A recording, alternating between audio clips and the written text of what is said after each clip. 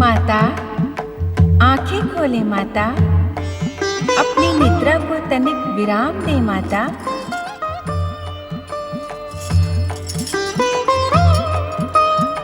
कौन कौन पुकार रहा था मुझे? मैं हूँ माता। वहाँ नहीं, यहाँ माता। मैं शक्ति, आपकी पुत्री माता।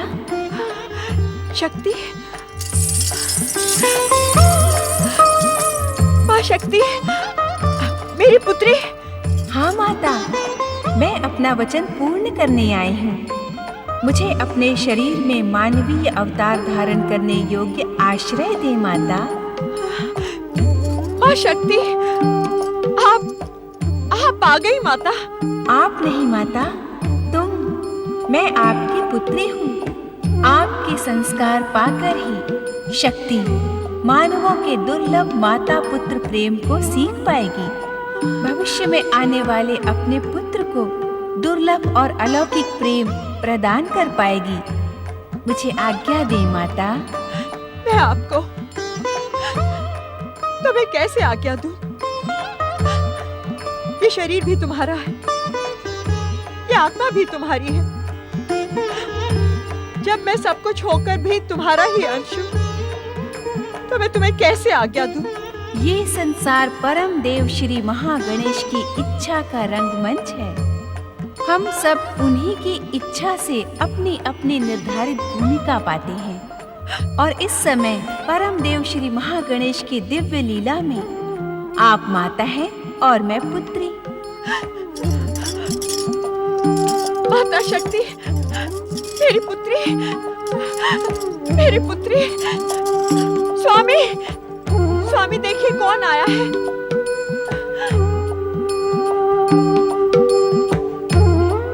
महारानी, महारानी, कौन आया है महारानी? जगन माता जगदम्बा शक्ति स्वयं हमारी पुत्री बन हमें कृतार्थ करने आई है। प्रणाम पिताश्री। प्रणाम माता। अब मेरे गर्भकाल का समय परम देव श्री महागणेश तथा देवाधिदेव महादेव की आराधना में व्यतीत करें। अवश्य अवश्य।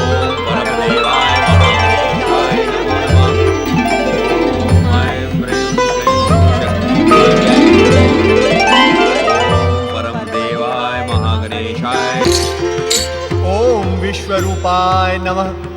ओम परम देवाय नमः। ओम महागणेशाय नमः। नारायण नारायण। अहो भाग्य श्री महागणेश, जो अनायास ही आपके दिव्य दर्शनों का पुण्य सौभाग्य प्राप्त हुआ। नारायण नारायण। हे परमदेव श्री महागणेश, आपकी कृपा से वो समय आ ही गया जिसकी ये संसार आतुरता से प्रतीक्षा कर रहा था। शक्ति माता महारानी मैना की पुत्री के रूप में मानवीय अवतार धारण करेंगे। नारायण नारायण। शक्ति माता के आह्वान के सूत्रधार तो आप ही हैं श्री महागणेश। आप ही ने उन्हें महारानी मैना के गर्भ में प्रतिष्ठित किया है। किंतु आप इस प्रकार मौन क्यों हैं श्री गणेश? देवर्षि, हर कार्य समय आने पर ही पूर्ण होता है। नारायण नारायण। धन्य है आप श्री महागणेश। आपने अपनी ओजस्वी वाणी को स्वर तो दिया, किंतु क्षमा करें प्रभु, आपकी ये बात मेरी समझ में नहीं आई। देवर्षि, जिस बात को समझने के लिए आप इतनी अधिक भूमिका बना रहे हैं, उस बात को समझने का समय अभी आया नहीं है। अर्थात श्री महागणेश? देवर्षि, आपकी जिज्ञासा शक्ति माता के अवतार और मेरे अलौकिक जन्म के मध्य घटने वाली घटनाओं को जानने को आतुर है। नारायण नारायण। हे हर मन का रहस्य जानने वाले अंतर्यामी, कृपा कर आप अपने अलौकिक जन्म के संबंध में कुछ संकेत तो दें। चतुर नारद, माता शक्ति द्वारा नारी रूप धारण करने, उनके वयस्क होकर हमें पुत्र रूप में प्राप्त करना, इन सब के बीच भविष्य की अनेक चमत्कारी घटनाओं का जाल बिछा है, जिसका आभास इस समय देना उचित नहीं है देवर्षि।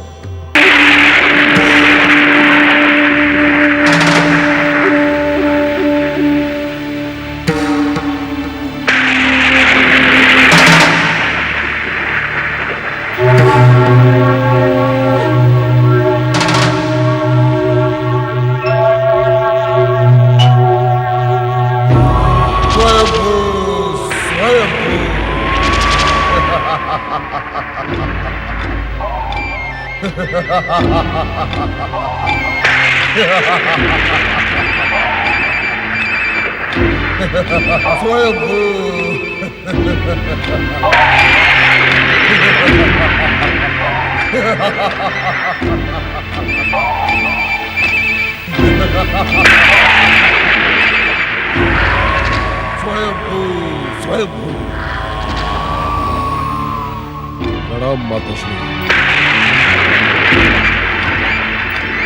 तुम्हें देखकर ही ऐसा प्रतीत हो रहा है पुत्र कि तुम माता दिति को दिए हुए मेरे वचन को अवश्य पूर्ण करोगे।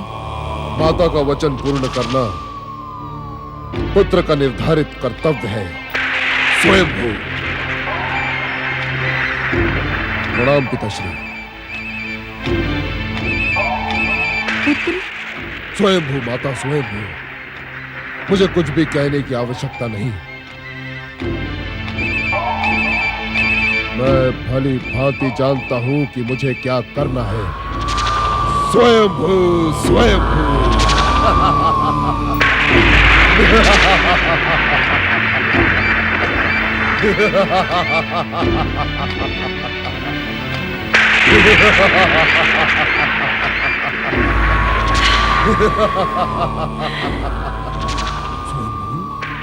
सुंदर, अति सुंदर।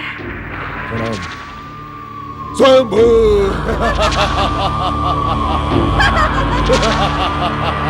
दीदी, एक ऋषि पत्नी को इस प्रकार दैत्यों की भांति अट्टहास शोभा नहीं देता। ऋषि पत्नी? अरे मूर्ख ऋषि, क्या तू इतना भी नहीं जानता कि एक ऋषि पत्नी होने से दिति का सौभाग्य नहीं जागा है, अपितु दक्ष प्रजापति की पुत्री देवी दिति के पति होने के कारण तुम्हारा सौभाग्य जागा है।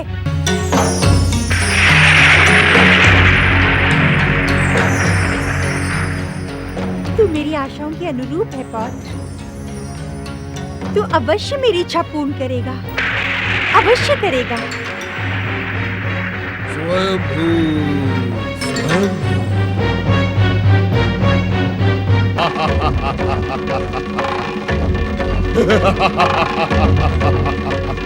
स्वयंभू।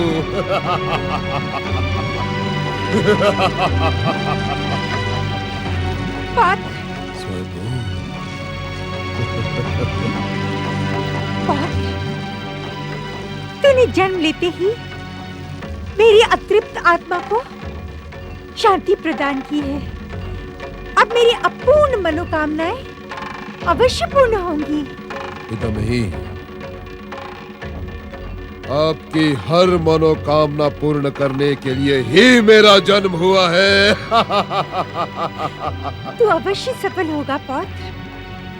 मैं तुम में दैत्य जाति का वो रूप देख रही हूँ जो भीरु इंद्र और दुष्ट देवताओं का सर्वनाश कर देगा। स्वयंभू। कौन इंद्र, कौन देवता? इसी कारण मैं तुझे तारक नाम प्रदान करती हूँ। तारक, तारक, तारक। स्वयंभू स्वयंभू तारक।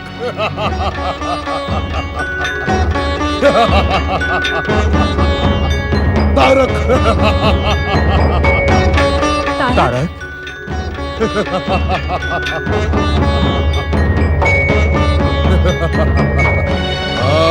तारक। हाँ, तारक। यही नाम इसकी शक्ति की वृद्धि के साथ तारकासुर बनेगा और तारकासुर बनकर त्रैलोक्य में दैत्य शक्ति के तारण का प्रतीक बनेगा। तारकासुर।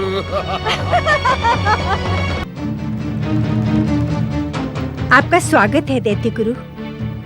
मेरे पौत्र तारकासुर को सफलता का महामंत्र प्रदान करें।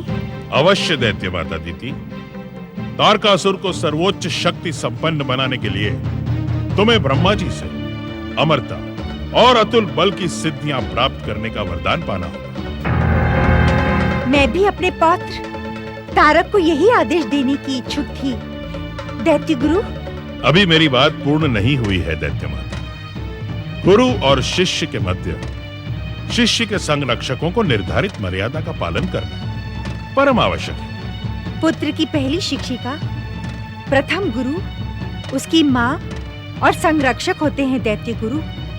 किंतु आप दैत्य जाति के शुभचिंतक हैं, इसी कारण आप अपनी बात पूर्ण करें। सृष्टि के रचनाकार ब्रह्मदेव की आराधना सहित तपस्या प्रारंभ करने से पूर्व तुम्हें हम दैत्यों के आराध्य महादेव शिव से आशीर्वाद प्राप्त करना होगा। शिव के आशीर्वाद की क्या आवश्यकता है दैत्य गुरु? शिव ने मेरे पिता पृथ्वी सम्राट दक्ष प्रजापति के साथ जो कुछ भी किया वो क्षमा योग्य नहीं है। शिव कृपा और शिव शंकर के आशीर्वाद के बिना दैत्य जाति का उत्कर्ष नहीं हो सकता दैत्य माता दीति। किंतु क्यों दैत्य गुरु? इस क्यों का उत्तर आपको तारकासुर के उत्कर्ष व सफलता के पश्चात प्राप्त हो जाएगा। किंतु यह भी सत्य है कि भोलेनाथ दैत्य जाति का एकमात्र हित चिंतक है। शिष्य जब गुरु के बताए हुए मार्ग पर संदेह त्याग कर चलता है तभी उसका कल्याण होता है। तुम्हें शिव के समीप जाने की कोई आवश्यकता नहीं है तारकासुर। मैं स्वयं कैलाश जाऊंगी और मैं स्वयं परखूंगी कि दैत्य गुरु शुक्राचार्य का कथन कितना सत्य है। पितामही, मेरे लिए क्या आज्ञा है? तारकासुर, तुम इसी क्षण पर्वत के किसी उच्च शिखर पर बैठकर परमपिता ब्रह्मा जी की अखंड तपस्या प्रारंभ कर दो। जो आज्ञा।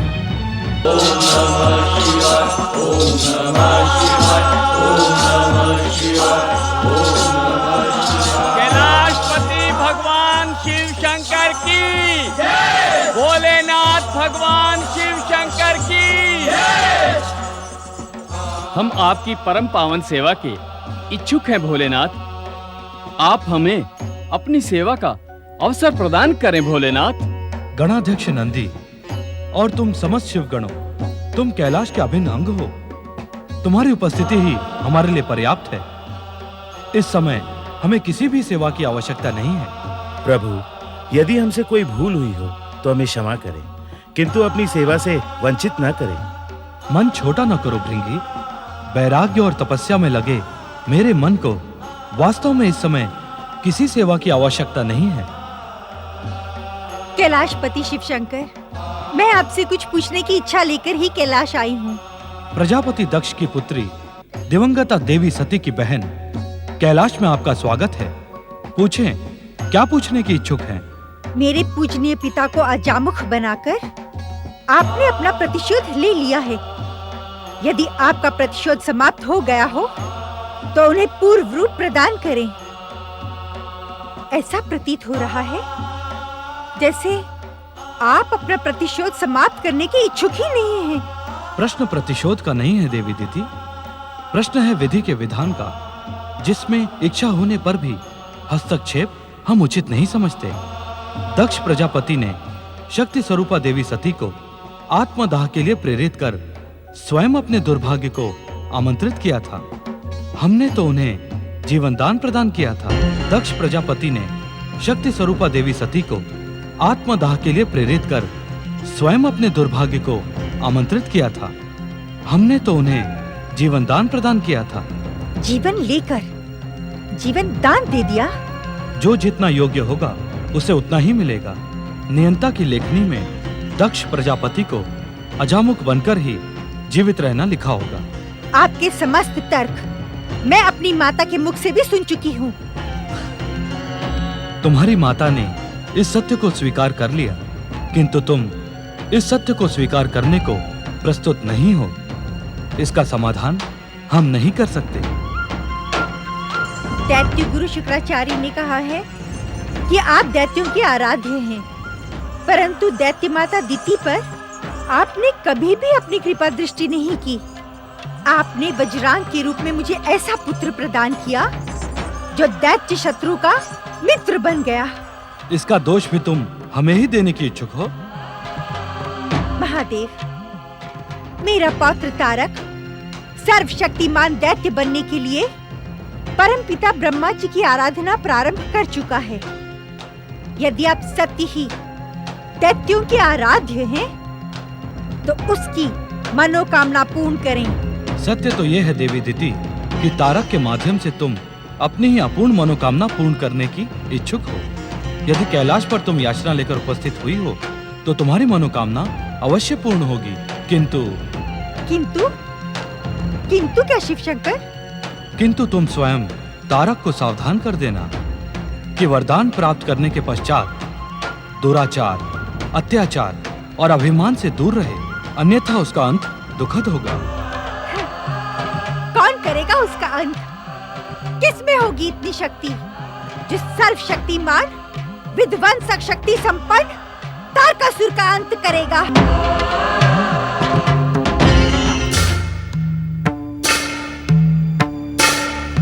हमारे पुत्र दक्ष का परिणाम तुम्हारे सामने है नारद। आज पृथ्वी सम्राट दक्ष प्रजापति अजामुख होकर जीवित रहने को विवश है। हम महाशक्तियों के सामने संबंध नहीं, कर्म महत्वपूर्ण होते हैं नारद। दुष्कर्म करने वाले को दंडित करना हमारा निर्धारित कर्तव्य है। नारायण नारायण परमपिता, मैं तो आपसे यह जानने आया था कि दिति पौत्र तारक की तपस्या सफल होगी अथवा नहीं। दिति ने तारक के भीतर तपस्या की दृढ़ इच्छा शक्ति के साथ अपनी चतुराई से महादेव शिव शंकर का आशीर्वाद भी प्राप्त कर लिया है। इस कारण तारक की तपस्या पूर्ण होने और उसके वरदान प्राप्त करने में मुझे तनिक भी संदेह नहीं। नारायण नारायण, अर्थात देवादिदेव महादेव भी अभिमानी दिति की चतुराई में उलझ ही गए। सावधान नारद, तुम्हारी जिज्ञासा और उसके पीछे छिपे हरेक के कल्याण की भावना हमें प्रिय है, किंतु आरोपों की भाषा तुम्हारे सर्वनाश का कारण बन सकती है। नारायण नारायण, ऐसा क्यों प्रभु? इस क्यों के पूर्ण इतिहास को भविष्य के गर्भ में ही छुपा रहने दो नारद। इस समय देवराज इंद्र को सावधान करना ही उचित है। जो आज्ञा परमपिता।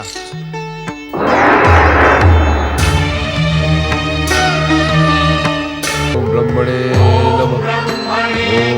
ओम ब्रह्मणे नमः। वज्रांग पुत्र तारक,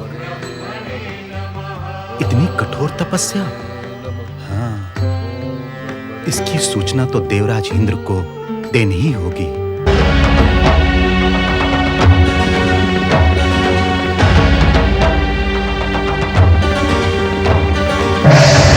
प्रणाम देवराज। कहो देवगुप्तचर। वज्रांग पुत्र तारक अत्यंत कठोर तपस्या कर रहा है देवराज।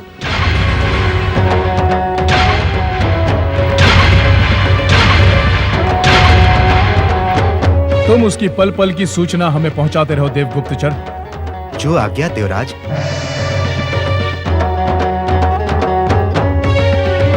नारायण नारायण। देवराज इंद्र, जाने से पहले तारकासुर के संबंध में परमपिता ब्रह्मा जी का संदेश तो सुन ले। हम तारकासुर की तपस्या खंडित ना करें, इसके अतिरिक्त ब्रह्मदेव का और क्या संदेश हो सकता है? देवराज इंद्र, आपका स्वार्थ अनुमान लगाने की कभी भूल नहीं करता। नारायण नारायण। देव ऋषि नारद। गंग गंग गंग गंग गंग। आप सत्य को सुनकर उत्तेजित क्यों हो रहे हैं देवराज? किंतु क्यों न जाए हम तारकासुर की तपस्या खंडित करने।